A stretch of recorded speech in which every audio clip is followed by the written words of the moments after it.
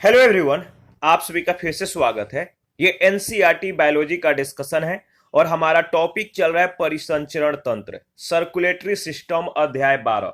तो चलिए स्टार्ट करते हैं। सबसे पहले ब्लड वेसल्स के बारे में डिस्कस करेंगे। देखिए, मानव शरीर में रुधिर का परिसंचरण जिन नलिकाओं के माध्यम से होता है उन्हें रुधिर वाहिनियां या रुधिर वाहिकाएं कहा जाता है। ह्यूमन बॉडी में ब्लड का जो सर्कुलेशन जिन नलिकाओं के माध्यम से होता है उसे क्या कहते हैं? ब्लड वेसल्स कहते हैं। परिसंचरित किए जाने वाले रक्त के प्रकार और कार्यों के आधार पर ब्लड वाहिनियों को तीन भागों में बांटा जाता है। तो ब्लड वेसल्स जो है इनके तीन भाग हैं। पहला है आर्टरीज यानी धमनियां, वेन्स और ब्लड वेसल्स। तो इनको फिगर के माध्यम से याद रखिएगा। ये वाला जो हिस्सा है इसको सिरा बोलते हैं, वेन बोलते हैं। ये जो है सिरिका है। ये क्या है? ये आपका केशिकाएं हैं। ये धमनिका है और ये धमनी है। तो आप देख सकते हैं इसका जो डायरेक्शन है किस तरह से है।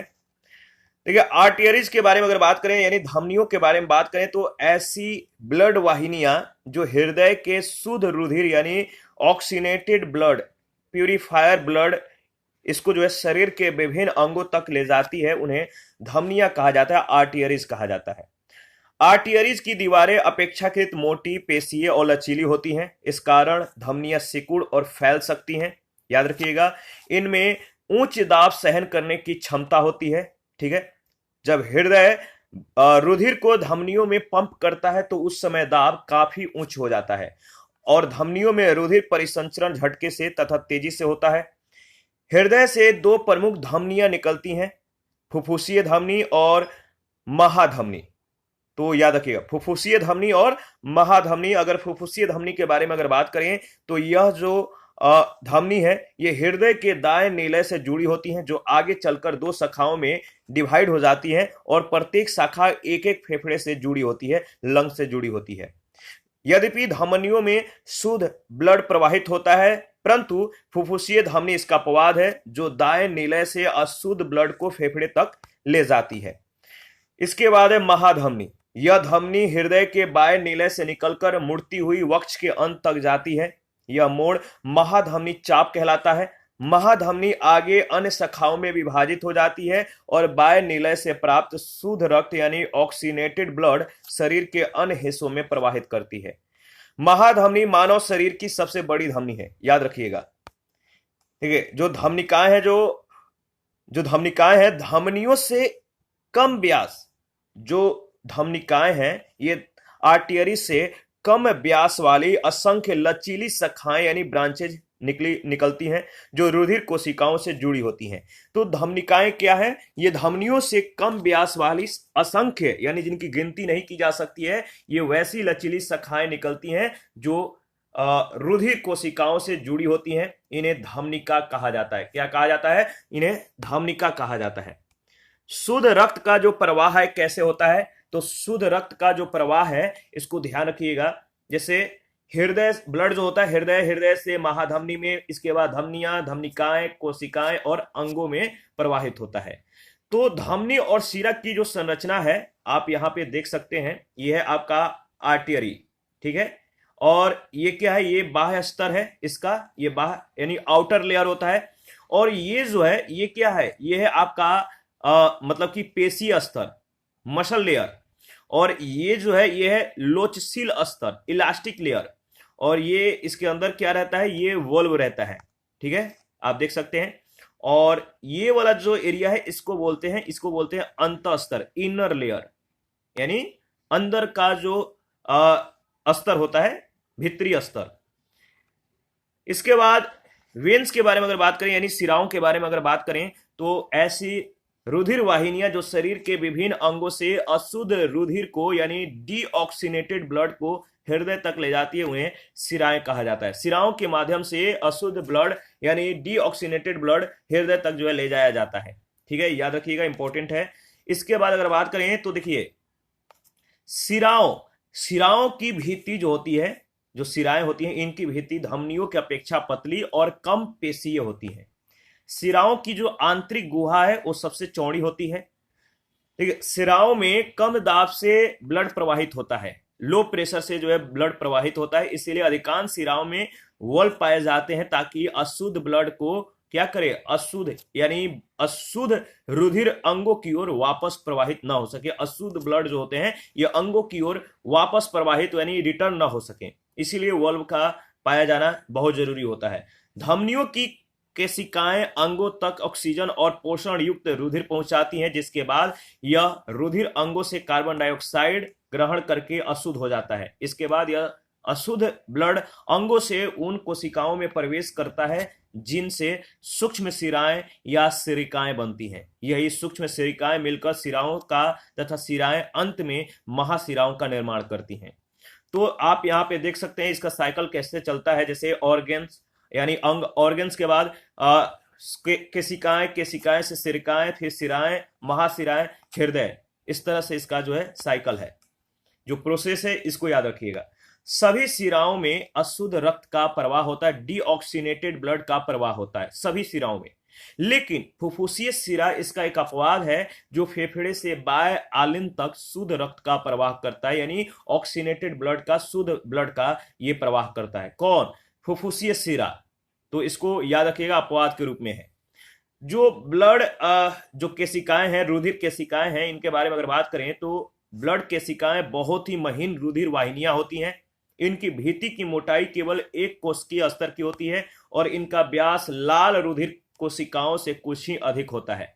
इस कारण लाल रुधिर जो केशिकाएं हैं इसके भीतर केवल एक पंक्ति में व्यवस्थित होकर ही गुजर सकती है।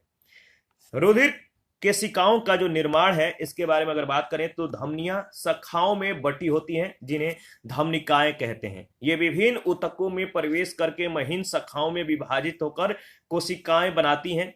कोशिकाएं पुनः संयोजित होकर सिरिकाओं का निर्माण करती हैं और सिरिकाएं संयोजित होकर शिराओं का। देखिए, ऊतकों में विभिन्न पदार्थ जैसे भोजन, O2, CO2 यानी ऑक्सीजन, कार्बन डाइऑक्साइड आदि के विसरण के द्वारा आदान प्रदान इन रुधिर कोशिकाओं के द्वारा ही होता है। बहुत से अर्थों में संपूर्ण शरीर में फैले रुधिर केशिकाओं के जाल रुधिर परिसंचरण के सबसे महत्वपूर्ण भाग होते हैं, क्योंकि यहीं पर रुधिर और ऊतक की कोशिकाओं के बीच पदार्थों का आदान प्रदान होता है। रुधिर दाब या रक्तचाप, ब्लड प्रेशर।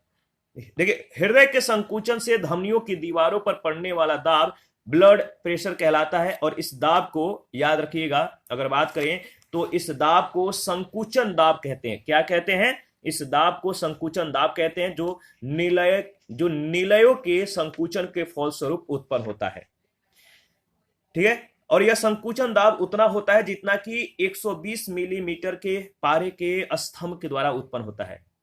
इसके ठीक विपरीत अनुशीतलन दाब, ठीक है, अनुशीतलन दाब होता है, यानी संकुचन दाब के जो संकुचन दाब होता है जिसे क्या बोलते हैं, अगर बात किया जाए तो इसका स्पष्ट जो मतलब कि वर्ड है कि जो हृदय के संकुचन से धमनियों की दीवारों पर पड़ने वाला जो दाब होता है ब्लड प्रेशर कहलाता है, ब्लड रुधिर दाब कहलाता है, और इस दाब को संकुचन दाब कहते हैं, जो नीलय के संकुचन के फलस्वरूप उत्पन्न होता है। और यह संकुचन दाब उतना होता है जितना कि 120 मिलीमीटर पारे के स्तंभ के द्वारा उत्पन्न होता है। और इसके ठीक विपरीत जो है मतलब कि उल्टा अनुशीतलन दाब होता है, जो नीलय के अनुशीतलन के फलस्वरूप उत्पन्न होता है।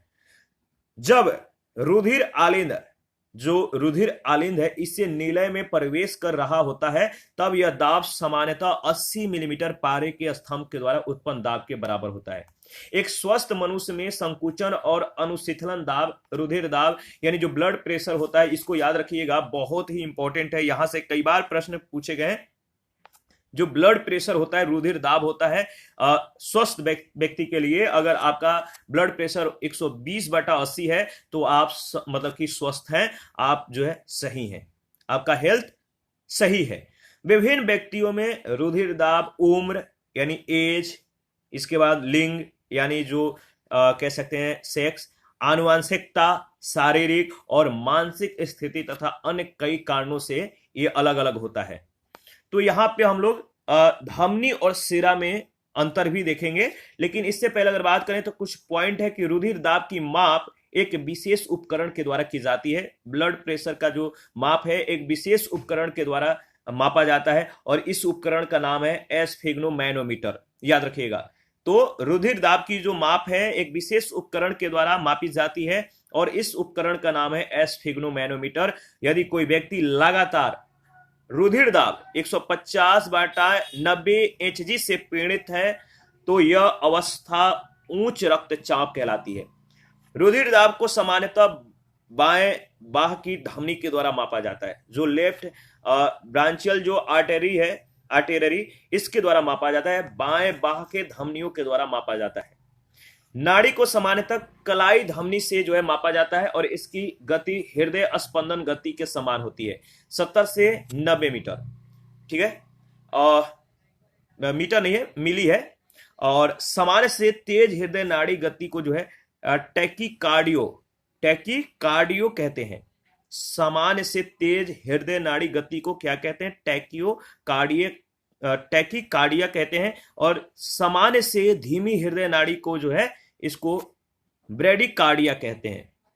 तो सामान्य से तेज अगर नाड़ी है तो इसके गति को टैकीकार्डिया, और सामान्य से धीमी हृदय गति है यानी नाड़ी की जो गति है सामान्य से मतलब कि धीमी है तो इसको ब्रेडिकार्डिया कहते हैं। इसके बाद अगर बात करें तो नेक्स्ट है धमनी और सिरा में अंतर क्या है। तो अंतर को देखेंगे, जैसे आपका जो धमनी है, धमनियों में रुधिर हृदय से अंगों की ओर प्रवाहित होता है, यानी जो ब्लड होता है धमनियों में, जो ब्लड होता है हृदय से अंगों की ओर, अन्य ऑर्गन्स की ओर जो है प्रवाहित होता है। वहीं सिरा जो है, सिराओं में रुधिर अंगों से यानी अन्य ऑर्गन से हृदय की ओर प्रवाहित होता है। तो धमनियों में हृदय से अंगों की ओर और सिरा के माध्यम से जो ब्लड होता है वो अंग से हृदय की ओर प्रवाहित होता है। जो धमनी है हृदय की धड़कनों के कारण इसमें जो है रुधिर रुक रुक कर अधिक दाब के साथ प्रवाहित होता है। वहीं जो सिरा है, सिराओं में रुधिर के बहाव की गति धीमी और एक समान रहती है।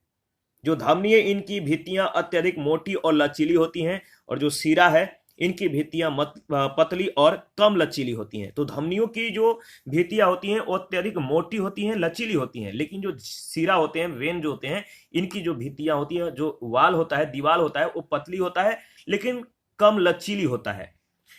जो धमनी है इनकी आंतरिक गुहा संकरी होती है और जो सिरा है इनकी आंतरिक गुहा चौड़ी होती है। जो धमनी है ये खाली होने पर भी नहीं चिपकते हैं, जो सिरा है ये खाली होने पर चिपक जाती है। धमनी जो है पल्मोनरी धमनी के अतिरिक्त से सभी धमनियों में शुद्ध ऑक्सीजन युक्त रुधिर पाया जाता है और जो सिरा है पल्मोनरी सिरा के अतिरिक्त से सभी सिराओं में अशुद्ध रक्त पाया जाता है, ऑक्सीजन रहित ब्लड पाया जाता है। और जो धमनी है इनमें कपाट अनुपस्थित होता है और जो सिरा है इनमें उपस्थित कपाट रक्त को विपरीत दिशा में प्रवाहित होने से क्या करता है? प्रवाहित होने से रोकते हैं। इनका रंग जो मतलब कि जो धमनी है, धमनी का जो रंग होता है गुलाबी और चटक लाल होता है। जो सिरा है इसका जो रंग होता है लाल या नीले बैगनी रंग का होता है। इसके बाद जो धमनी है यह प्रायः त्वचा से दूर गहराई में स्थित होता है और जो आपका सिरा है यह प्रायः जो है त्वचा के समीप स्थित होता है। तो सिरा त्वचा के नजदीक होता है और जो धमनी होता है, आर्टरी होता है, ये जो होता है त्वचा से दूर गहराई में। इसके बाद अगर बात करें तो लसिका परिसंचरण तंत्र, लिम्फ सर्कुलेशन सिस्टम के बारे में डिस्कस करेंगे। लसिका क्या है?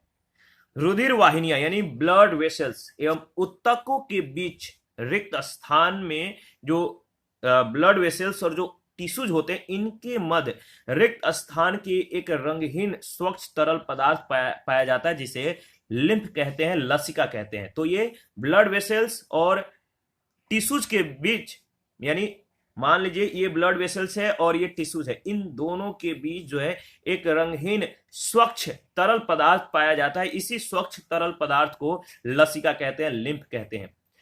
जो रुधिर होता है, रुधिर प्लाज्मा रुधिर कोशिकाओं के पतली दीवार से छनकर ऊतक कोशिकाओं के संपर्क में आ जाता है। तो इस छने हुए द्रव को क्या बोलते हैं? ऊतक द्रव कहते हैं, यानी टिश्यूज फ्लूइड कहते हैं।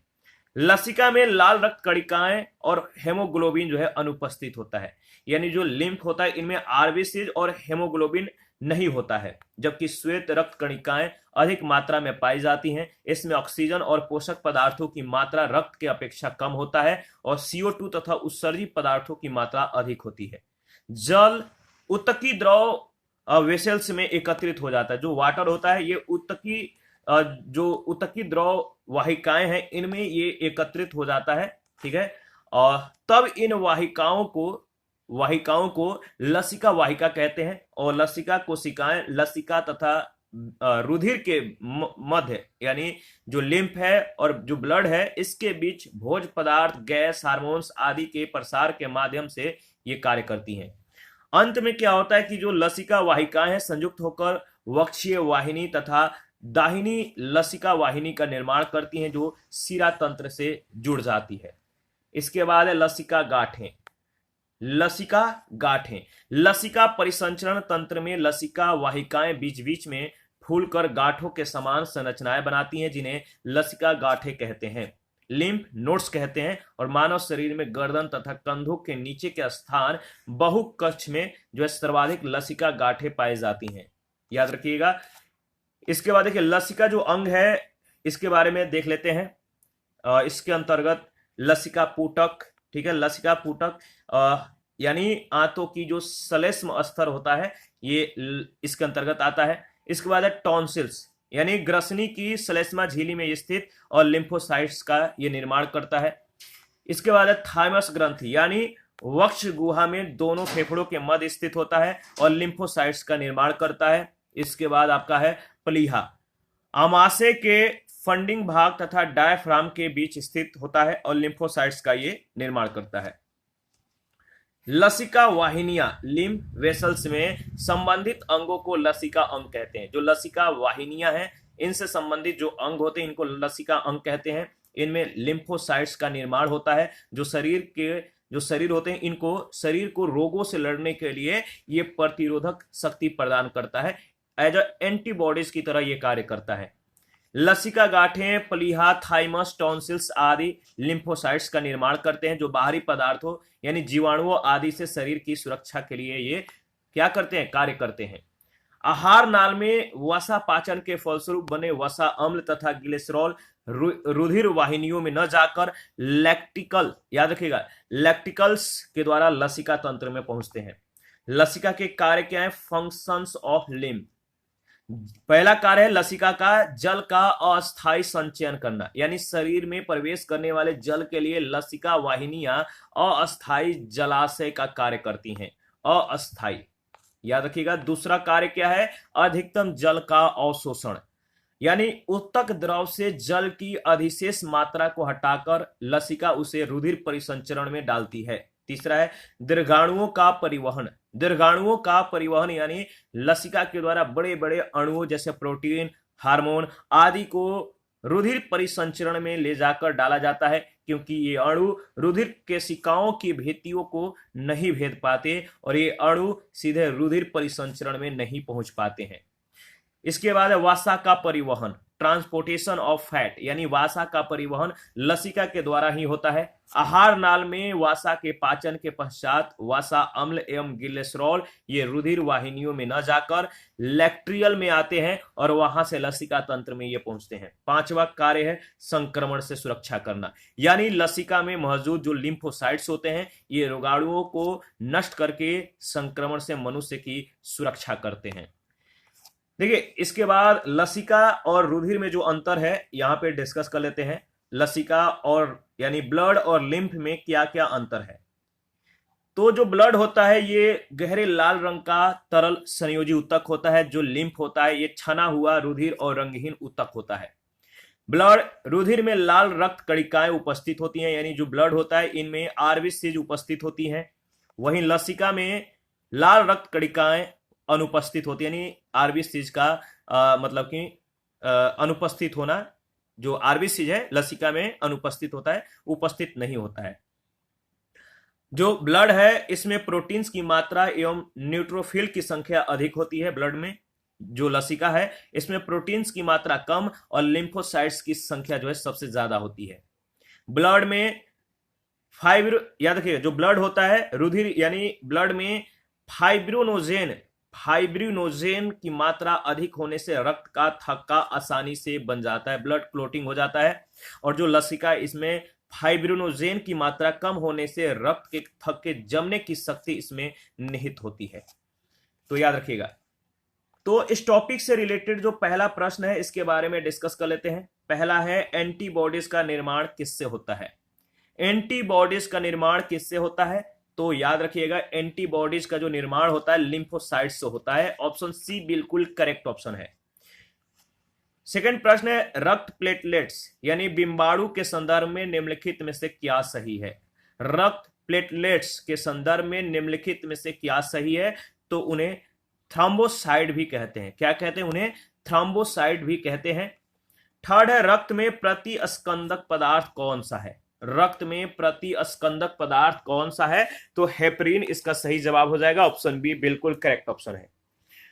और प्रश्न संख्या 4 है शरीर में अंदर रक्त का स्कंदन किसकी उपस्थिति के कारण नहीं होता है? शरीर में अंदर रक्त का जो स्कंदन होता है किसके उपस्थिति के कारण नहीं होता है? तो हेपरिन के कारण। रक्त समूह का आविष्कारक कौन है? जो ब्लड ग्रुप है, ब्लड ग्रुप का आविष्कारक है कार्ल लैंडस्टीनर। कार्ल लैंडस्टीनर इनका नाम याद रखिएगा। और 6 नंबर है एबी रक्त समूह के व्यक्ति को सार्वभौमिक प्राप्तकर्ता कहते हैं। क्यों कहते हैं? जो एबी ब्लड ग्रुप के व्यक्ति हैं इनको सार्वभौमिक प्राप्तकर्ता कहते हैं। क्यों कहते हैं? इसका कारण क्या है? तो याद रखिएगा क्योंकि उसके रक्त में सार्वभौमिक प्राप्तकर्ता इसलिए होते हैं क्योंकि उनके रक्त में रोग प्रतिकारक नहीं पाए जाते हैं। तो इसका सही जवाब हो जाएगा ऑप्शन बी बिल्कुल करेक्ट ऑप्शन है। एबी रक्त समूह है।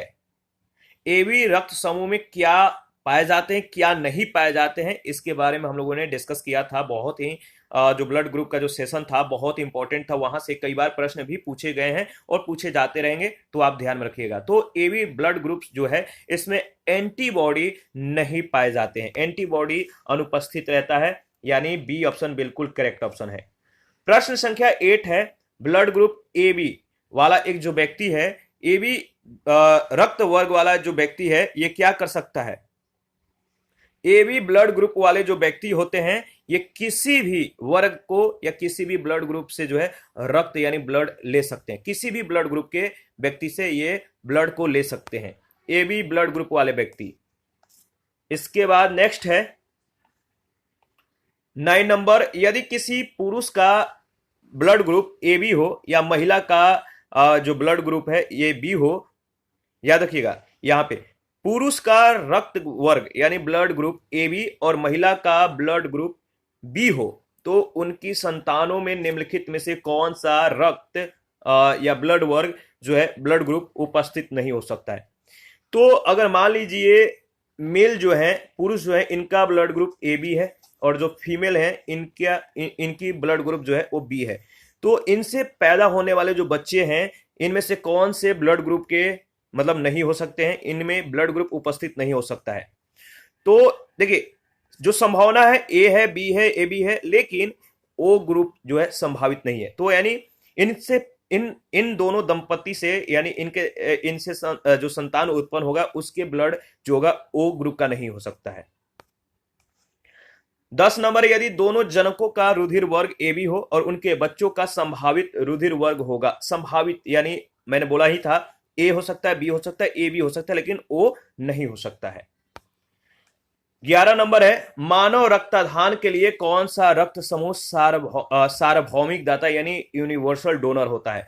तो याद रखिएगा यूनिवर्सल डोनर किसको बोलते हैं, किस ग्रुप के व्यक्ति को, यानी किसी को भी ये अपना ब्लड दे सकते हैं। ब्लड ग्रुप ओ वाले जो होते हैं ये यूनिवर्सल डोनर होते हैं। मानव शरीर में सबसे बड़ी धमनी कौन सी है? मानव शरीर में सबसे बड़ी धमनी जो है वह है महाधमनी। 13 नंबर है निम्नलिखित में से कौन सा अंग अशुद्ध रक्त संचार करता है, यानी डी मतलब कि ऑक्सीनेटेड ब्लड जो है संचार करता है, अशुद्ध रक्त का संचार करता है, वह मानव शरीर का कौन सा अंग है?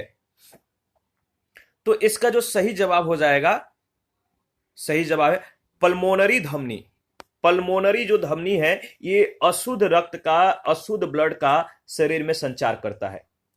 14 नंबर है मानव शरीर का रक्त बैंक क्या कहलाता है? मानव शरीर का जो ब्लड बैंक है ये क्या कहलाता है? मानव शरीर में जहां पर ब्लड बैंक होता है यानी ब्लड इकट्ठा होता है उसको प्लीहा बोलते हैं। इसको प्लीहा को मानव शरीर का ब्लड बैंक कहा जाता है। 15 नंबर है, मानव शरीर में रक्त के शुद्धिकरण की जो प्रक्रिया है इसको क्या कहते हैं? मानव शरीर में रक्त के शुद्धिकरण की प्रक्रिया को कहते हैं डायलिसिस। याद रखिएगा डायलिसिस। 16 नंबर है, निम्नलिखित में से किनकी भित्तियों पर रक्त के द्वारा डाले गए दबाव को रक्तदाब कहते हैं? निम्नलिखित में से किनकी भित्तियों पर रक्त के द्वारा यानी ब्लड के द्वारा डाले गए दबाव को रक्तदाब कहते हैं? इसका सही जवाब क्या होगा? तो इसका सही जवाब हो जाएगा धमनियों की, यानी सी ऑप्शन बिल्कुल करेक्ट ऑप्शन है। 17 नंबर है, जब एक व्यक्ति वृद्ध हो जाता है, बूढ़ा हो जाता है, तो सामान्यतः उसका रक्तदाब क्या होता है? जब एक व्यक्ति अपने एज से मतलब कि नौजवान से बुजुर्ग हो जाता है तो वो सामान्यतः उसका जो ब्लड प्रेशर जो है वो घट जाता है। क्या होता है? ब्लड प्रेशर घट जाता है जब व्यक्ति वृद्ध हो जाता है, बूढ़ा हो जाता है तो। 18 नंबर है, एक किशोर मनुष्य में सामान्य रक्तदाब कितना होता है? किशोर मनुष्य में, एक स्वस्थ मनुष्य में सामान्य जो रक्तदाब यानी ब्लड प्रेशर होना चाहिए वो कितना होना चाहिए? शुरू में ही मैंने बताया था कि याद रखिएगा, इंपॉर्टेंट है, कई बार यहां से प्रश्न पूछे गए हैं। तो इसका सही जवाब हो जाएगा 120/80 mmHg। 19 नंबर है, निम्नलिखित उपकरणों में से किसको रक्तचाप नापने के लिए प्रयुक्त करते हैं? किसको ब्लड जो रक्तचाप है इसको नापने के लिए मतलब कि ब्लड प्रेशर को नापने के लिए जिस उपकरण का प्रयोग किया जाता है इसको बोलते हैं एस्फिग्मोमैनोमीटर। क्या बोलते हैं? एस्फिग्मोमैनोमीटर। 20 नंबर है, मानव रुधिर में कोलेस्ट्रॉल का सामान्य स्तर क्या होना चाहिए? मानव शरीर में कोलेस्ट्रॉल का जो सामान्य स्तर होना चाहिए वो होना चाहिए 140 से 180 mg/dl। ठीक है। इसके बाद है अधिक रक्तस्राव यानी ब्लड का ज्यादा बहना। अधिक रक्तस्राव है, क्या है? अधिक रक्तस्राव जो है जिसे हीमोफीलिया कहते हैं, इसका मतलब है ये जो विकार है ये आनुवांशिक विकार होता है, जेनेटिक विकार होता है, मतलब कि आनुवांशिक। याद रखिएगा। मानव हृदय का कौन सा प्रकोष्ठ पूर्णतः ऑक्सीकृत रुधिर को महाधमनी में और संपूर्ण शरीर में भेजता है? मानव हृदय का कौन सा जो प्रकोष्ठ है पूर्णतः क्या करता है? ऑक्सीकृत रुधिर को, ऑक्सीकृत यानी जो ब्लड होते हैं इनको महाधमनी और संपूर्ण शरीर में भेजता है। कौन सा वो प्रकोष्ठ है? तो शरीर का वो बाया जो निलय अंग है ये ऑक्सीकृत ब्लड को महाधमनी और संपूर्ण शरीर में भेजता है। 23 नंबर है, वयस्क व्यक्ति की हृदय धड़कन दर क्या होता है? जो वयस्क व्यक्ति होते हैं इनके हृदय धड़कन की जो दर होती है, जो रेट होती है वो क्या होती है? इसका सही जवाब क्या होगा? यानी प्रति घंटा या प्रति मिनट कितना बार जो है धड़कता है मानव हृदय? तो प्रति मिनट 70 से 80 बार, याद रखिएगा, यानी इसका सही जवाब हो जाएगा ऑप्शन डी। और 24 नंबर है, मानव रुधिर यदि अम्लीय हो जाए तो क्या होगा? जो मानव ब्लड है यदि अम्लीय यानी निम्न पीएच हो जाए तो इसका मतलब क्या होगा? इसका मतलब है कि हीमोग्लोबिन की ऑक्सीजन वहन क्षमता कम हो जाएगी, यानी ऑप्शन ए बिल्कुल करेक्ट ऑप्शन है। 25 नंबर है, पूछा गया है कि रुधिर परिसंचरण तंत्र की खोज करने वाला प्रथम वैज्ञानिक कौन है? रुधिर परिसंचरण तंत्र की खोज करने वाले प्रथम वैज्ञानिक का नाम है विलियम हार्वे। क्या है? विलियम हार्वे, याद रखिएगा। 26 नंबर है, स्वस्थ मनुष्य के रक्त में प्लेटलेट्स की संख्या कितनी होनी चाहिए? तो एक हेल्दी मनुष्य के ब्लड में प्लेटलेट्स की जो संख्या होनी चाहिए कितनी होनी चाहिए? लगभग 2 लाख से भी अधिक। याद रखिएगा, बी ऑप्शन बिल्कुल करेक्ट ऑप्शन है। और नेक्स्ट प्रश्न है, प्रश्न संख्या 27 है, सूची 1 सूची 2। इसको जो है मिलान करना है सूची 1 सूची 2 के साथ। तो चलिए मिलान करते हैं। जैसे क्या है कि जैसे मान लीजिए जो हृदय है, हृदय का जो संबंध है वह रक्त को संपूर्ण शरीर में प्रवाहित करना। हृदय क्या करता है? रक्त को शरीर के विभिन्न मतलब कि अंगों तक, विभिन्न मतलब कि भाग तक जो है शरीर के विभिन्न अंगों तक ये या संपूर्ण शरीर में ब्लड को प्रवाहित करता है हृदय। धमनियां क्या करती हैं? धमनियां ये क्या करती हैं? ये जो है मतलब कि रक्त को हृदय के अंगों तक पहुंचाना इनका कार्य है। धमनियों का रक्त को हृदय के अंगों तक पहुंचाना। जो शिराएं हैं ये क्या करती हैं, शिराएं रक्त को शरीर से हृदय तक जो है पहुंचाती हैं, रक्त को शरीर से हृदय तक। और कोशिकाएं धमनी तथा शिरा के रक्त का ये सम्मिलन है। इसके बाद यानी इसका जो सही जवाब हो जाएगा ऑप्शन ए। इसके बाद 28 नंबर में भी मिलान करना है, तो चलिए मिलान करते हैं। इसका सही जवाब क्या होगा, जिसे रक्त प्लाज्मा जो है इसका जो सूची 2 के साथ जो संबंध है वो किस प्रकार का है बताइए। रक्त प्लाज्मा जो है ये हल्के पीले रंग का तरल पदार्थ होता है। रक्त प्लाज्मा क्या होता है, हल्के पीले रंग का तरल पदार्थ। एल्बुमिन जो है इसका जो सूची 1 जो एल्बुमिन है, सूची 2 के साथ इसका जो मिलान होगा किस रूप में होगा, तो एल्बुमिन देखिए ऑस्मेटिक दाब स्थापित करता है, ऑस्मेटिक दाब। इसके बाद ग्लोब्यूलिन ये क्या है, तो इसका जो सही जवाब हो जाएगा वो हो जाएगा संक्रामक रोगों से ये रक्षा करता है। और फाइब्रोनोजन क्या है, ये रक्त का स्कंदन करता है, ब्लड क्लोटिंग। यानी इसका जो सही जवाब हो जाएगा ऑप्शन सी। 29 नंबर है, परिसंचरण तंत्र में निम्न में से कौन सम्मिलित है। परिसंचरण तंत्र में निम्नलिखित में से जो 4 ऑप्शन दिए गए इनमें से जो सम्मिलित है वो है आपका हृदय, ऑप्शन ए। और 30 नंबर है, धमनियों में रक्त दाब शिराओं की तुलना में होता है अधिक, कम या कभी कम कभी अधिक, या इनमें से कोई नहीं। धमनियों में जो रक्त दाब शिराओं की तुलना में जो होता है वो अधिक होता है, यानी बी ऑप्शन बिल्कुल करेक्ट ऑप्शन है, option B is right option. इसी के साथ आज का जो सेशन है समाप्त होता है। नेक्स्ट सेशन में अंतःस्रावी तंत्र के बारे में जो है हम लोग डिस्कस करेंगे, तो आप अपना प्रतिक्रिया देते रहिए। आपके प्रतिक्रियाओं का हमें बेसब्री से इंतजार रहता है। जिन लोगों ने Telegram channel, Telegram quiz group, Facebook page, Instagram को ज्वाइन नहीं किया है, वीडियो के डिस्क्रिप्शन बॉक्स में उसका लिंक है, आप ज्वाइन कर सकते हैं। और जिन लोगों को पीडीएफ चाहिए, पीडीएफ ले सकते हैं, अवेलेबल है। इसके लिए Telegram channel, Telegram quiz group या चैनल के कम्युनिटी बॉक्स में जाइए, वहां पे इसके रिगार्डिंग में इंफॉर्मेशन को जो है अपडेट कर दिया गया है। थैंक यू, मिलते हैं नेक्स्ट सेशन में।